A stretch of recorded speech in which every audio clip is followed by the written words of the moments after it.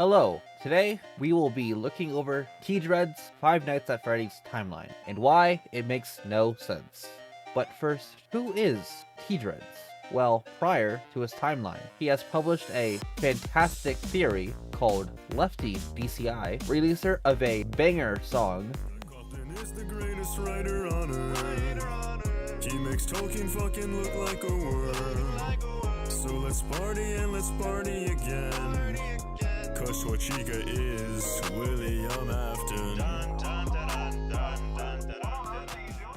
Overanalyzer extraordinaire, breaker room map hater, Andrew Enjoyer, and friends with many rising stars in the Five Nights at Freddy's community. Now, let's read his timeline. The modern FNAF timeline from the perspective of someone who's been theorizing for 10 plus years.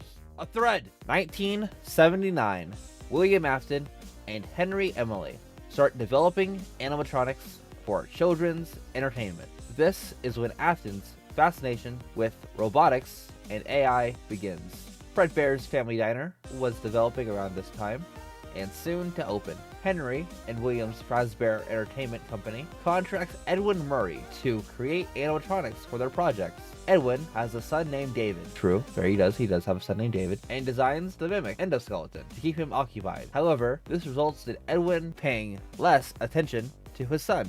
Very true, very true. His son gets hit by a car, and Edwin takes his anger out on the mimic before fleeing the factory.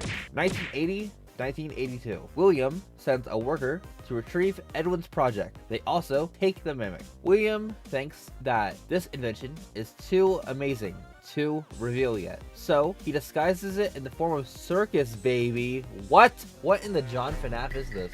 A new animatronic with the mimic endoskeleton and programming side. The agony of the mimic rubs off on William as he's around it, making him even more unstable. He tinkers with the mimic, aka Baby's programming, to give it features that mimic parents' voices and lure in children. William begins using Circus Baby to lure in small animals just to test its capabilities. 1983. William Afton has created Circus Baby's Pizza World, with Circus Baby the Mimic as the most advanced animatronic. Designed to capture children, his daughter, Elizabeth, loves Circus Baby and foolishly disobeys her father's warnings going near it. She is killed, but her soul shatters. One part merges with Baby, and the other inhabiting the Fredbear plush carried by her younger brother, Cece. Meanwhile, Michael cruelly bullies Cece, leading to the bite of 83 and Cece's death. William shuts down Circus Baby's Pizza World. He begins researching remnant and possession, thanks to Elizabeth's spirit being evident in Baby. 1984. William begins testing soul transference, first experimenting on small animals before moving on to children, using the mimic's AI and Circus Baby's possession to guide his work. As Freddy Fazbear's Pizza opens, he sees a new opportunity to test possession and kills Henry Emily's daughter, Charlie. Her soul then possesses the puppet, a security animatronic meant to protect children.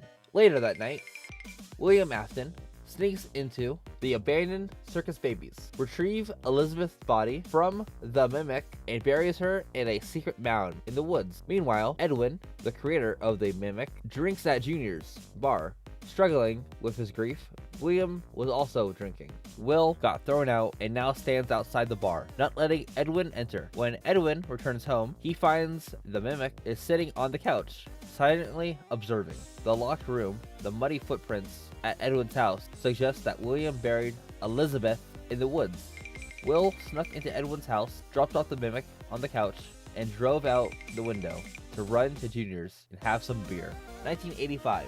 After leaving the mimic at Edwin's house, William Afton, dressed as Spring Bonnie, lures 5 kids to the back of the room of Freddy's and kills them. He stuffs each into an animatronic. This is known as the Missing Children's Incident, the MCI. 1986. After the first MCI, Freddy's closes. Henry, along with the Fazbear workers, begin to design a safer establishment to keep the business running. 1987 to 1989. In 1987, Fazbear Entertainment opens a new Freddy's location with high-tech toy animatronics. But William Afton returns, kills more children, and their souls possess both the toys. Later, Withered Foxy bites the security guard's head. This is the bite of 87.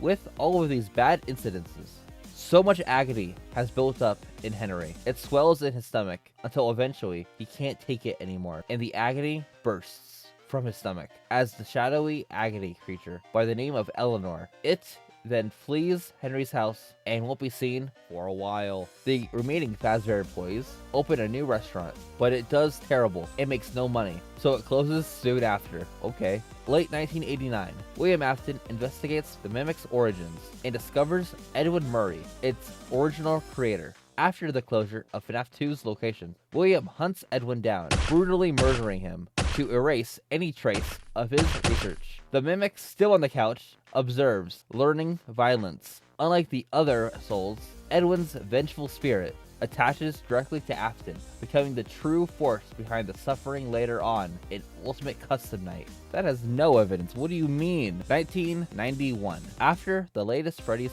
closes, William Afton sneaks back into the abandoned pizzeria to destroy the haunted animatronics to erase the evidence of his crimes. Using Shadow Freddy, he lures the spirits of the murdered children into the hidden safe rooms. He dismantles the suits and removes the evidence. However, Edwin's vengeful ghost follows him to FNAF 1 pizzeria and springlocks him. 2021 to 2023, Springtrap escapes. He hears the Fazbear Frights attraction and decides to recreate it underground for more remnant. Michael, who has just gone through the events of sister location, is kidnapped by William in his sleep. Mike is forced into the underground recreation of FNAF 3. He escapes burning it down in the process. He also burns down the real FNAF 3. 2026, Henry has now recovered from giving birth, designs a way to finally kill William once and for all. He lures the animatronics and Michael to a final pizzeria and burns it all down.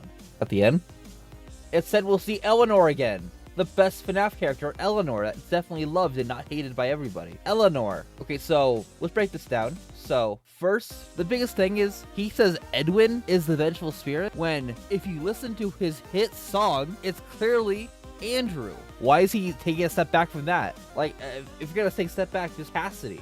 But yeah, it's that. Something I noticed was Couch Guy. So Couch Guy is the Mimic. Okay. Then we have the Mimic is Circus Baby. No, thank you. No. And I think we are forgetting the Orville elephant in the room. Henry giving birth to Eleanor. Look. In the Flesh is the greatest book on Earth. But I don't think we need that. I don't think we need that again. Then we have stuff that I guess can make sense. Like, Withered Foxy was the one that did the bite of 87. Which, yeah, I guess I can see that. He does go for the head. But, I don't know. I like Mangle. That makes Mangle more special. I do like how he interpreted Midnight Motorist, I will say. I do not care about Midnight Motorist at all. I liked it was an MCI victim, and now it's not. So I just find how Midnight Motorist is just a joke in this. Who's on the couch? That's not Mrs. Afton. That's not Michael. That's not Henry. That's just the Mimic. He's watching TV. He's learning about humanity. Like, he's basically being Ultron, watching TV and absorbing all the negatives of humanity. Then we have Yellow Guy is just William and Edwin. They just want to get drunk. Elizabeth is the Fredbear plush. I don't know. I don't think that has a bunch of water. I think that boat's gonna sink. I could see it. It would make sense because the Fredbear plush in general is an enigma. But I like the idea that it's just a glorified walkie-talkie. I don't know. This timeline I feel is a little sketchy, a little fishy. This can't be his actual timeline. Just, I don't know. For somebody as knowledgeable on FNAF's lore, like TDreads is, dude made a whole 4-hour live stream on the logbook of all things. This guy knows his stuff, but he's just talking crazy nonsense in this. Man, I don't know. Like, well, from this, I guess TDreads can't be a reliable source for FNAF lore anymore. You gotta keep an eye on him. Yeah, thank you guys for watching. I normally don't make rant videos, but I feel this timeline deserved it greatly. My next video I have coming up for you all is going over Fazbear Fright story, Pizza Kit. Cause man, did that story make me upset. This is my first real video on the channel, so if you'd like to see more of me, go ahead and check out my Pokemon channel, where I go over bizarre quotes and just the flat out weird side of Pokemon. Thanks for watching. See you guys later.